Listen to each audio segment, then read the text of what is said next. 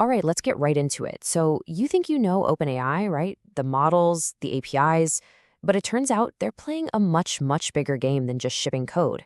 We're talking about them drafting economic blueprints for entire countries. Yeah, you heard that right. So, in this breakdown, we're going to unpack what this global game plan means for the world, and more importantly, what it means for you and your career. I mean, chances are you've played around with their tools. Maybe you're even building on their APIs right now. But here's the crazy part. While we were all heads down mastering prompt engineering, OpenAI was quietly rolling out this global strategy. And honestly, it looks less like a tech roadmap and a whole lot more like a geopolitical playbook. So, to really get how wild this is, let's forget the C suite and the boardrooms for a second. Let's look at this from the ground floor, from the perspective of a developer, someone probably a lot like you. So let's picture this guy, Dan. He's a software engineer, maybe 35, based in Tel Aviv. He's deep in the code at a startup, probably fine-tuning some AI health app. You know the drill, stressing about GPU hours, fighting with buggy APIs, the usual day-to-day grind. He's right there in the trenches of the AI revolution.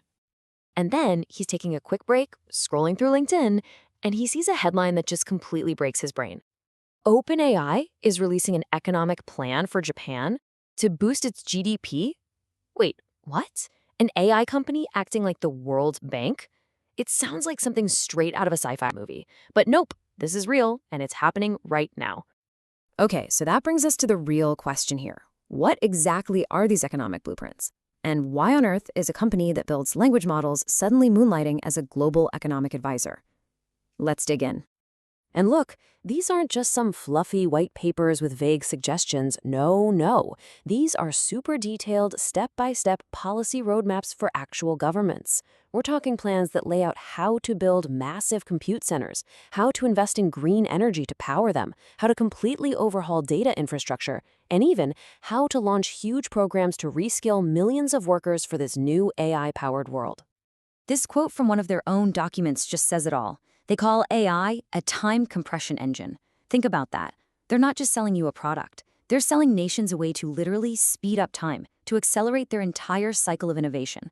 And guess what? They want to be the architects behind the whole thing. So what's the real goal here? Well, it's not just one thing. It's this brilliant, multi-layered strategy.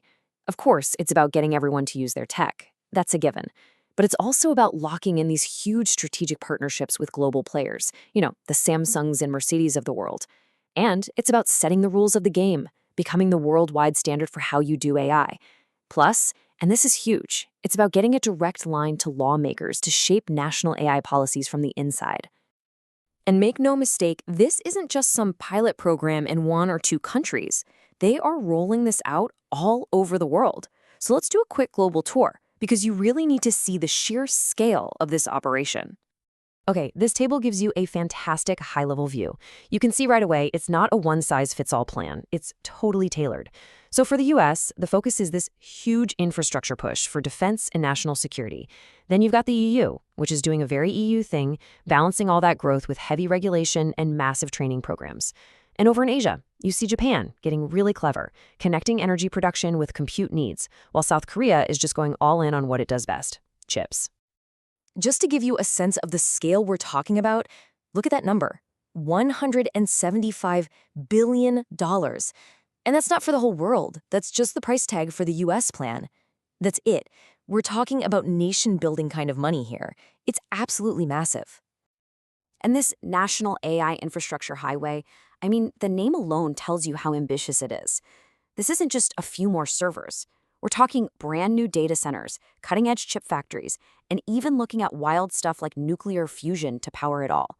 And for you, this means a huge wave of jobs that's coming for anyone skilled in AI research, cybersecurity, and especially defense. All right, let's hop over to Europe. Their plan is, well, it's classic Europe, a mix of huge ambition and careful regulation. So number one priority, as you can see, is tripling their compute power by 2030. That's big. But then look at this. They're also planning to train a staggering 100 million people, and they're kicking things off with a €1 billion pilot fund. So if you're a developer there, the message is clear.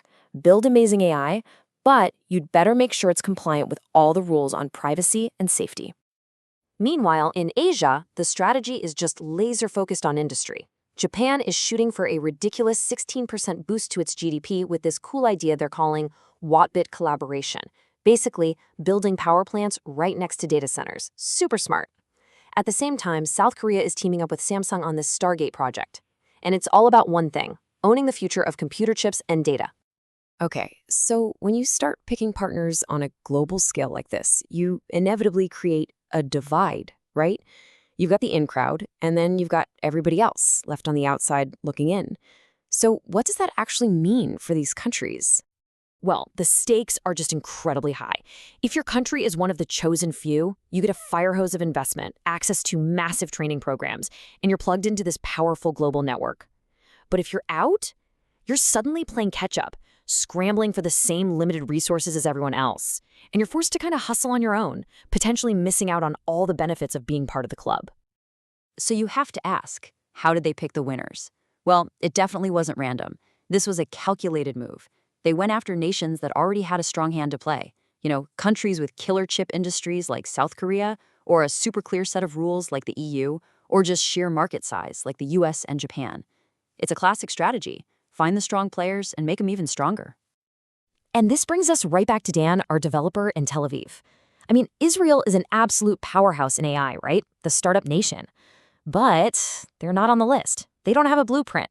So is that a huge problem for them? Or could it actually be an advantage? Can their scrappy, fast-moving innovation culture outmaneuver these huge, slow, top-down government plans? That's the million-dollar question for all the countries on the outside. All right, let's bring this all back to you. Because this whole global chess match isn't just for presidents and prime ministers. It is a literal roadmap showing you where the money is going. And you know what follows the money? The jobs. So think of this next part as your personal career guide for this new world. So, how do you play this game and win? You've got to be strategic. Number one, level up your skills. All this training infrastructure is being built for you, so go get those certifications. Number two, get familiar with policy. Yeah, I know, it sounds boring, but regulations now literally define whether your product can even exist in a market. 3, think bigger than just software. Understand the hardware, the compute, the energy, the data that it all runs on. 4, build for compliance. Security and privacy aren't afterthoughts anymore. They are non-negotiable. And finally, number 5, keep a close eye on those big partnerships, like Samsung in Korea or Mercedes in Germany. They are basically giant blinking signs that scream, jobs are here. So here's the big takeaway, crystal clear. The gold rush for generalist coders is slowing down. The real demand, the real heat is for specialists. People who can integrate AI systems that are not just smart, but also safe, secure, and can navigate this crazy maze of global rules. And if you need more proof, just look at where the investment is actually flowing. This chart spells it out. The biggest piece of the pie, a whopping 40%, is going straight into infrastructure. That's the foundation, the data centers, the chips, all of it. And right behind that, 25% for training people. This tells you everything. The money isn't just going into the AI models themselves anymore. It's going into building the entire world around them, from the silicon chips to the humans who know how to use them the right way. So look, for literally everyone in the tech world, from a junior engineer all the way up to the CEO, the rules of the game have just been rewritten. Being successful isn't just about writing clever code anymore. Now it's about understanding geopolitics, energy grids, and the whole economic ecosystem that OpenAI is helping to build. So OpenAI is literally redrawing the map of the AI world right in front of our eyes. And that leaves us with one final, very personal question. The global AI race is officially on. This is not something you can just watch from the sidelines. It's happening now. So the only real question left is, where on this new map are you going to choose to run?